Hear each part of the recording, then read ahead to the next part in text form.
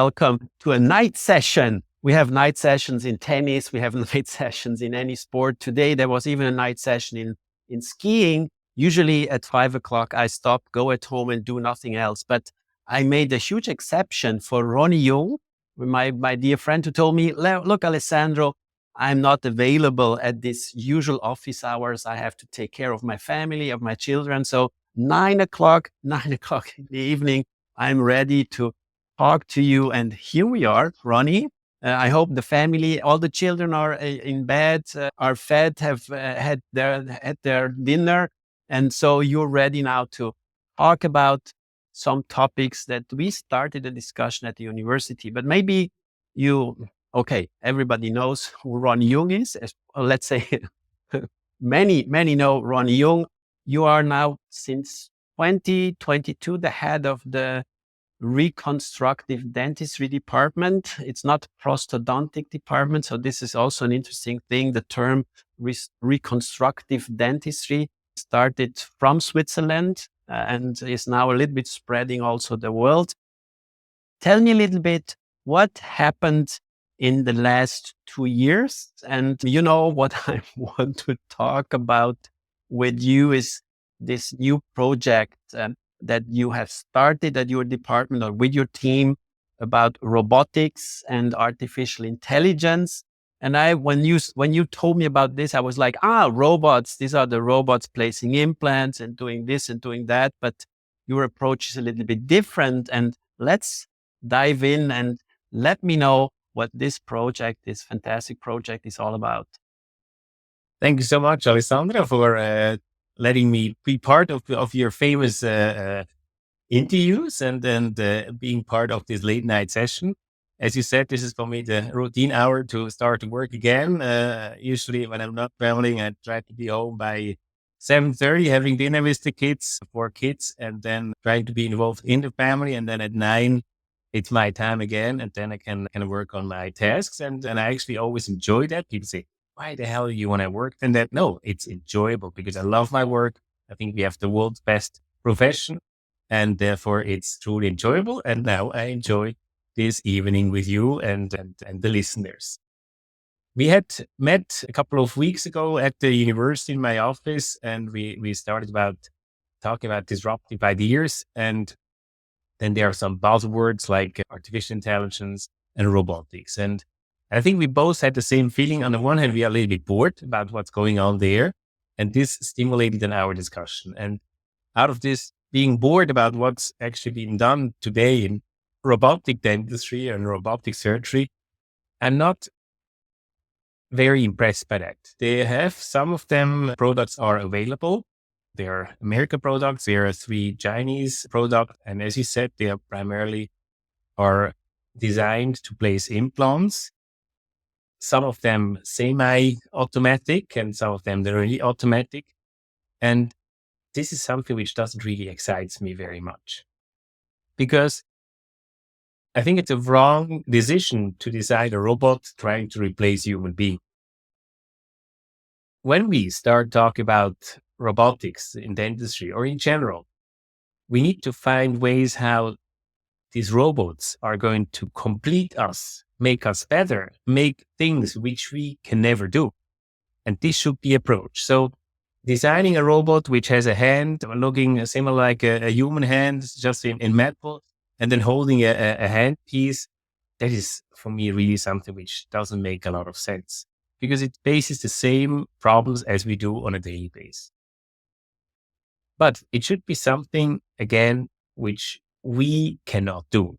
And I think everybody being a dentist knows that feeling when you need to do any kind of treatment at the last molar in the upper left quadrant, tooth number 27. And you already pray to God that please let that treatment end and please let my back recover from that treatment. And in these moments, you wish to be a little person sitting on the tooth and doing the job there. And this was then actually also the start of a project, which is currently funded large funds from the Swiss government, which we do together with the robotic department at the University of Basel and with the ETH. where we kind of work on a robot which has then a size of a thumbnail, doing then the job in the mouse. And this is kind of where we do believe that the future will go to. And what is the concept, or what does this? You explained it to me, but maybe you briefly explain to the audience what is the job of the robot and what comes before the robot start acting in the mouth. So the overall concept is not just to optimize the treatment. The concept is really to reduce the overall treatment time, because you know, with that concept, you save doing a final impression. You save retracting then the gums in order to get then your scanner or even your impression material to get the margins. You save doing a temporary prosthesis, and you save the time also in a chairside procedure to produce then your reconstruction. Because based on that, everything can be produced before you even start the treatment, before you kind of prepare the cavity, the preparation, that device, whatever it is, an inlay, an overlay, whatever, is already ready before the treatment has started. And I think this is the part which is really going to revolutionize dentistry from that point of view. And for me, it's not just about saving time. More important is, and this goes in another direction, Alessandro, is that I do not take much care about this technical part. I care much more that we dentists have much more responsibility for the entire oral health. That's at the end of the day what we need to do. And that any type of optimization, in which way this will be, whether it is this idea, whether there are other ideas, that doesn't matter. But it will be reality that at one time, not all the mechanical work is going to be done by the dentists. That means this time where we do not spend working like craftspersons on the patient's mouth, this time we can use for better diagnostics, for really looking around and really taking care of people's oral health, ideally over a lifetime period. Because we are the only specialty which sees very little patients to the very oldest patient. And in a setup like you have an office, that's often a lifelong relationship. You treat the parents, you treat them, the kids of them, you treat them, the kids of these ones. And this is something which I think is a huge benefit. And we do have there also responsibility to take care of these human beings. Because I always say, I don't take care of teeth. I also don't take care of damaged teeth. I also don't care of missing teeth. I'm taking care of human beings. Yeah, but this is a good point to make like a short break and say, okay, I understand the strategy you have. You have to analyze the patient before you start any treatment. I suppose we have to take X-rays to see if there are cavities. We need to refine this technology to really define also how much tooth structure has to be removed. So basically also the maybe AI tools will help us to say, look, if you have this cavity, it extends 20% on the buccal side, and it's 8 because with standard X-rays that are two-dimensional, sometimes the cavity looks huge, and then you open up the cavity and you see, well, it's on one side of the tooth, and in the 2D image it looked like already being in the middle of the pulp. But it was not. So basically, we need 3D imaging to analyze the situation, and to find out what treatment we need. So basically, also the existing diagnostic tools must be massively improved before we can start with this process. What are you doing in this regards? In this regards, we go in the direction of prevention at the end. That's what we want to talk about. And this should be, again, these are the two areas which I think will influence dentistry in the most. No, but my question was not about, this is something different. We have to talk about the prevention part, but I was talking about the concept you explained, that I analyze the patient I define the treatment that might need to be done. Placing an implant because one tooth is periodontally compromised and has to be extracted, to collect all the information that I need to create the whole procedure outside of the mouth. And then also, as you explained to me, the restoration done. And then a machine or a system helps me to adapt all the oral situation to just boom, put in the restoration. So this would be like the final thing. And in this context, I think enhancing or making our diagnostic tools more efficient, more accurate is a very important point. So is this also part of this project? This goes along with the overall concept of personalized dentistry and personalized medicine, because that's all about. And that's actually, we will talk about prevention as well. This prevention part starts before even then all these tools, because that's how actually things should go. But we are at the moment still too far away of really a personalized, tailored-based dentistry. For instance, my most favorite example is that ceramic companies telling us what is the minimal thickness of this ceramic you need to have for reconstruction. That's basically a joke. Because when you look at the variability of patients we have, that can never be the case that this material needs to have at least 1.2 millimeter of thickness. That's a joke, because I can treat a 2-meter type of American football player, which has a jaw like a tiger, or I can treat a very tiny Thai lady, which is 42 kilograms and has very tiny little teeth. So there it starts, or at that point, that we need to better understand the patient over a long time period, and then also to measure how much forces, how much pair function, what abrasion rate the patient has over the time.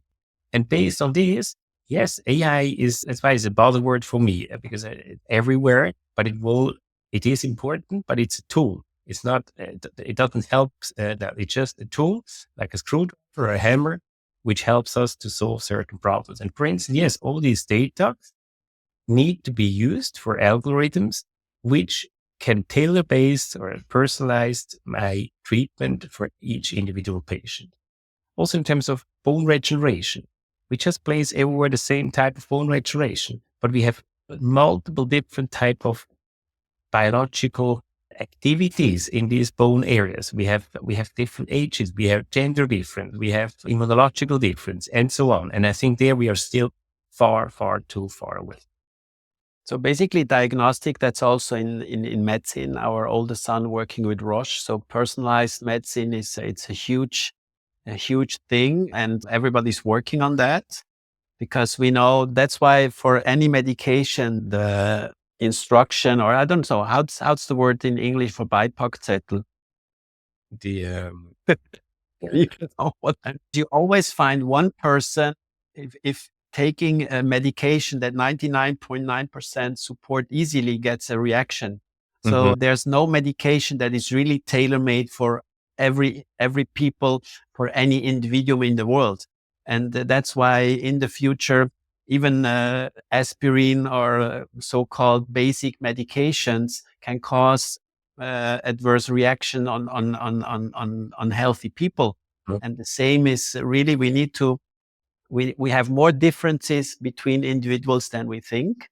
Absolutely. And this is what you also highlighted. We have the idea of having a robot preparing teeth was already described many years or even decades ago. But the problem is that we have too many variations.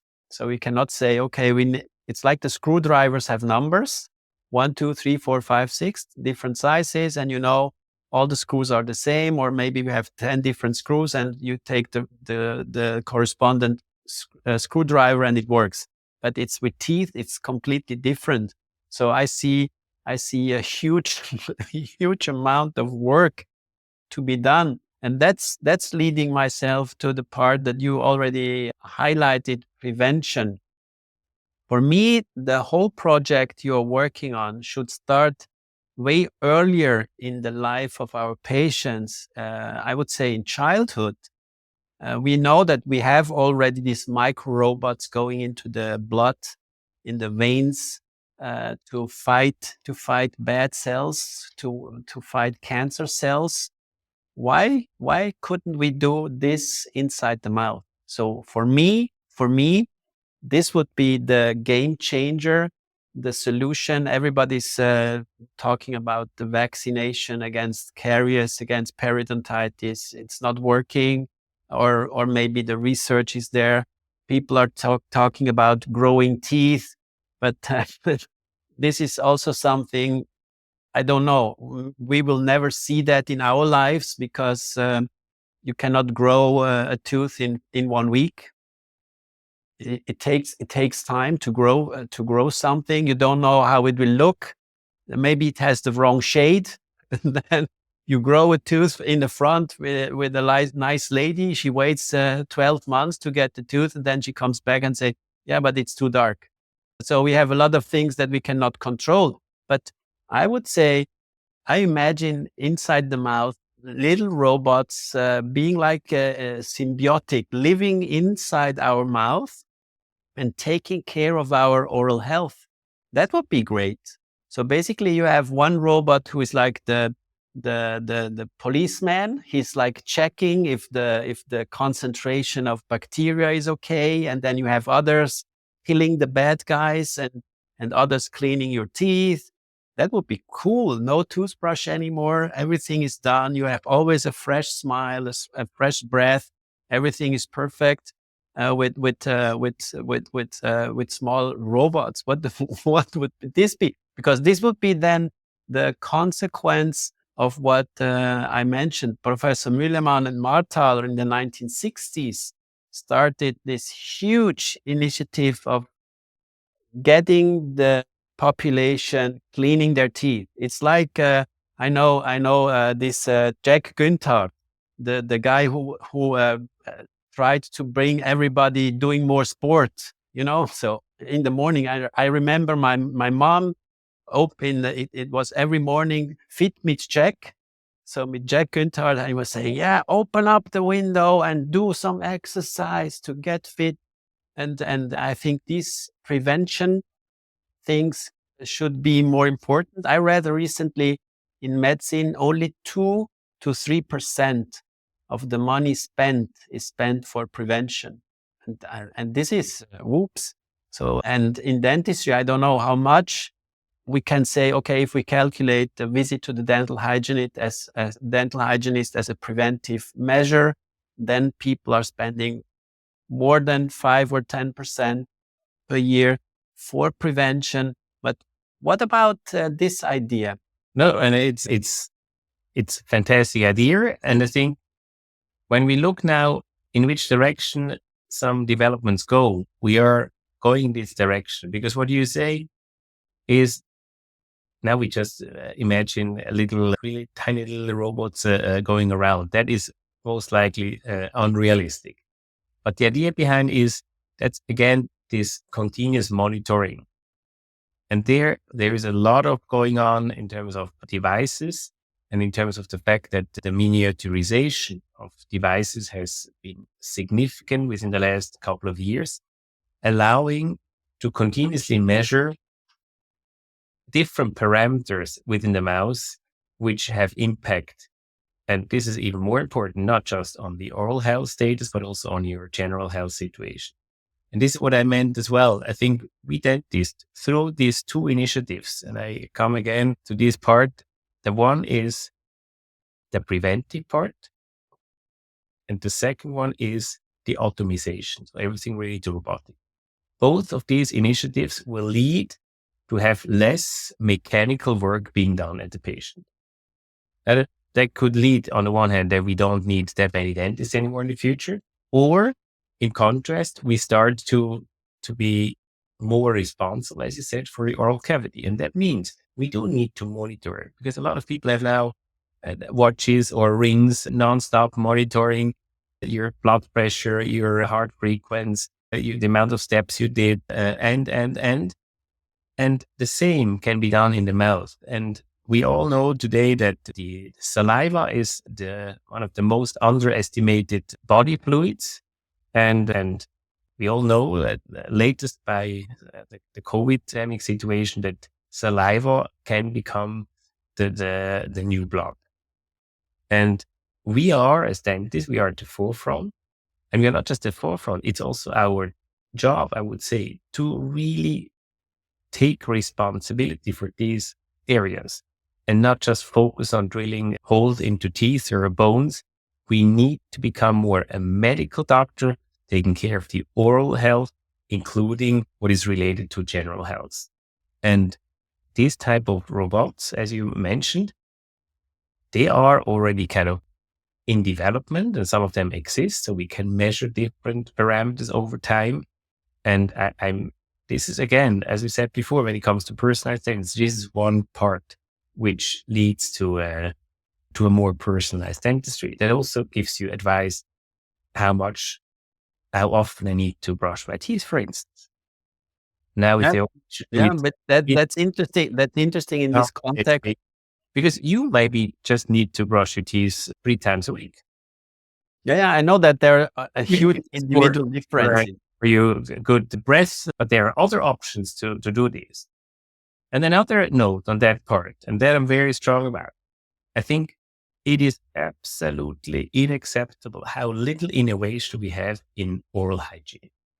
That's a joke. We brush our teeth the same way as 3,000 years ago. The Egyptian, they Because I wanted to talk about this. in order to brush the teeth, and we still do the same thing. We still do the same thing. Look at the products. Do you But think it's very innovative to have a machine which just shake a little bit? That's a joke. No, but I told you about this new device I was testing from Austria, this epitome, where this it looks like a spaceship with one diagnostic part and one cleaning part. And this company, after now 6 years, went bankrupt. The investor and they invested 100 million euros, and now they went bankrupt. But they have. I told the guy who is the major investor. I even did some videos with them because I think the idea, the concept is great. So you have one part that goes into your mouth, adapts to your jaw, and analyzes everything with 100 detection devices. It takes pictures. It shows you where you have the biofilm, where you have problems, where you have potential cavities. Everything is analyzed because you hold it in your hand. Also, your blood pressure, your heart rate, your body temperature is measured. And then there's like another device who's like an automatic cleaning machine, brushing your teeth in 30 seconds. And I tested the prototype, and it was like, wow, this is the future. And unfortunately, the money ran out. And I told him, look, you have to keep this idea, because if I Google, if I use artificial intelligence, how does the toothbrush 2100 look like? You don't see or you don't feel much innovation coming. Yes, that's true. So they even talking, yeah, the toothbrush will have a computer built in to monitor, blah, blah. But at the end, it will also in 50 years be the same toothbrush. And innovative ideas like this one, I don't know why they fail, what the problem is. Do too many people not see that we need to change something to be more efficient in our cleaning procedures? Or maybe it's the laziness of people. I don't know. What are your suggestions? We have still also electric toothbrushes. I think around 45%, or let's say 50%, are using electric toothbrushes. A main excuse is the battery life of the electric toothbrushes, but this is not true anymore. Yes. They last the whole holidays or vacations. It's not that after 2 days they stop working. And a lot of misconceptions also around electric toothbrushes.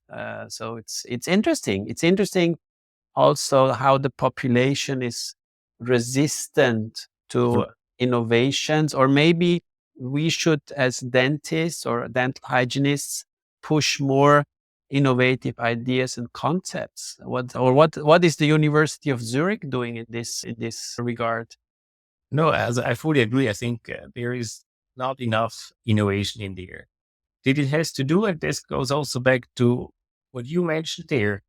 Unfortunately, it is not very attractive just to work on prevention, because that's not so interesting. In dentistry, you want to show great cases. You want to show things which you really change people's life.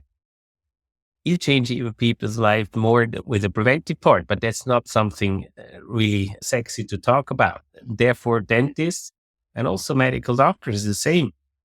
We like to solve problems and to cure diseases and to treat diseases, and there we have the driver, and therefore prevention is always a little bit, it's on a shorter end. And I agree with you. It should not be in contrast. It should be maybe the most important part. But this is definitely an important issue why it has not been the visibility as we might see. Because I also see in our clinic, when I give somebody a project regarding any kind of prevention thing, or they can do a new surgical technique, what would they choose? They would for sure choose the surgical technique because it's much more interesting to do for them. And this is sometimes, I think, an issue why we have not yet invested so much in that area. Yeah, but I think this, if everybody's talking about the correlation of oral health and overall health, I think this point needs more attention. And I Absolutely. know that there are a lot of initiatives also. Uli Breitschmidt from Curaden, he's investing a lot of time and money. I fully agree. As you said, these are game changers in dentistry. And again, it goes also along with the World Health Organization, which puts really a lot of emphasis on oral health. And that's actually good news for us because it really brings us on the spot, and it shows the importance of oral health for the general health situation. That's a good statement to end this discussion. And I will ask you again in 1 or 2 years where you are with not only this project, but especially where we are with prevention in Switzerland. Because Yeah. I was always proud. I was always proud to say Switzerland is really on top with prevention. It's good that all other countries have catched up and also have lower caries rates and less oral health issues compared to 20, 30, 40 years ago. But we should continue our efforts and not say, yeah, this is because of migration that we have a raise in caries activity. Personally, I see also young Swiss people with bad teeth, and it's always, for me, it's like, it's something really painful to see young people with a lot of cavities that could have been avoided without really big effort. Yeah, see you soon. And for all out there, we already have an interview also on Dental TV that we did with Ronnie, I think 3 years or 4 years ago. Maybe you have to watch it again and see what you were what we were I was talking there about. what Sometimes it's not so bad to listen to what you, but so basically we were talking, I think it was during the pandemic, and we were talking yeah. about education and the change in the education system, the impact of the pandemic, more online education and all this stuff. But it was good to talk about dentistry and the future of dentistry. And yeah, we will continue this discussion for sure. So thank you very much and take So care. okay, thank you. Bye bye.